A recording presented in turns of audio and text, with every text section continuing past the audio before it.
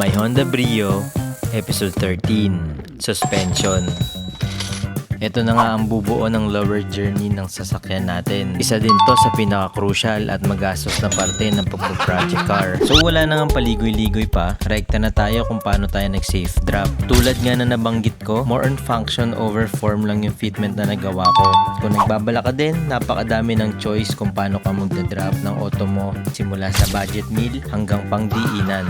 Noong mga panahong yon, since gusto ko pa lang naman subukan, naikayat ako magpa-modified shocks. Wala auto fit works pa nga to dati. So far na-achieve naman nila yung ride height na gusto ko and okay din naman yung kinalabasan ng ride niya. Ang naging issue ko lang is yung rubbing sa harap. Since malambot nga yung spring, kapag may sudden bump, nagra-rub yung gulong sa fender. Yun nga sabi nila, no rub no love.